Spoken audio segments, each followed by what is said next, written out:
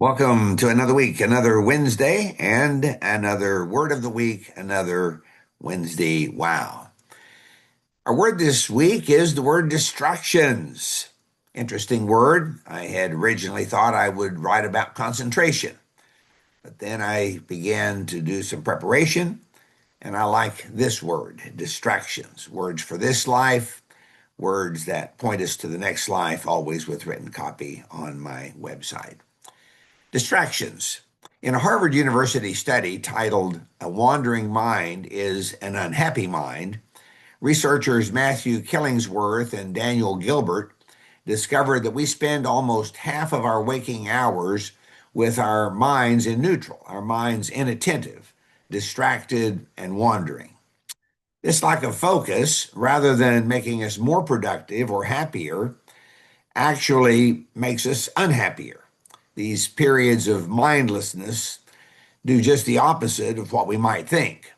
The study found that happiness depends on being fully present in the moment, much more so than what we do, simply that we're aware, that we're focused, that we know what's going on. A focused mind is filled and fulfilled.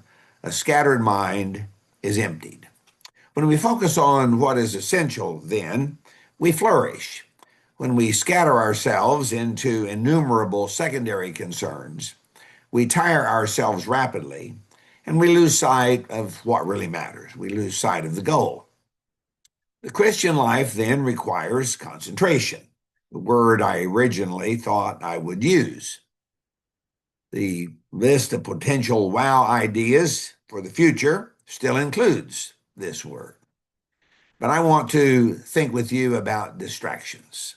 The vision that we see as we think about God's plan for our life, God's purpose, may be exciting.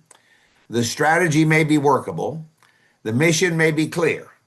But without a consistent focus, our efforts are diluted by a number of competing activities, competing ministries in our local churches that do little or nothing to produce disciples. The trivial trumps the urgent. The modern church is too often like the rider who jumped on his horse and rode off in 10 directions. Mission impossible. One author described the contemporary church as ministerial Marthas, hurrying, scurrying, calendars filled, programs, events, meetings. But where is the fruit?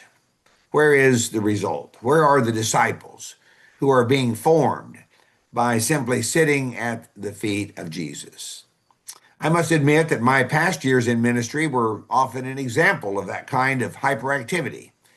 And human activity at times reaps a harvest, but God's guidance toward his eternal purpose multiplies the harvest and reaches the multitudes of lost for Jesus.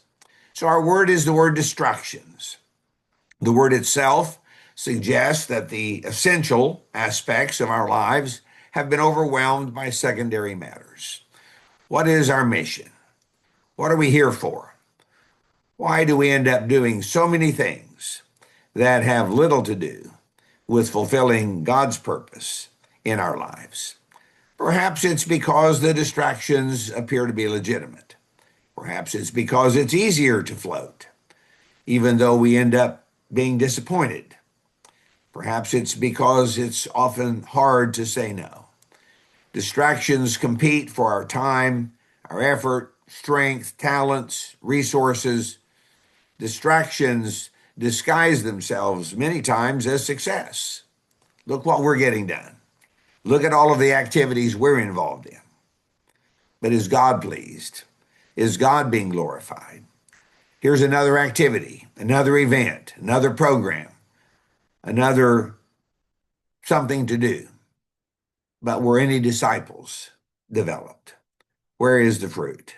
A scattered, busy church may look successful, and yet it advances only slowly, if at all. The early church, I would suggest to you, is focused. It devoted itself to the apostles' teaching, to worship, sharing together, and prayer. Disciples were being added daily. How often have we wondered why that cannot be duplicated in our world today? When distractions arose, as we read through Acts 4 through 7, those distractions were handled so that the church could continue to grow. I don't know what needs to happen in your life to deal with the distractions, but the key is to remain focused on what God wishes for us in our lives, that we bear fruit for him, and thus show that we are his disciples, John 15:8. God bless as we seek to enter into the rest of this week. May we think about the distractions that so easily come between us and fulfilling God's will in our life. Remember that God loves you. I love you. That's the way it's going to be. I pray for you a week of service and perhaps a little bit better ability to avoid the distractions of life. Until next week, may God richly bless you. Always is my prayer.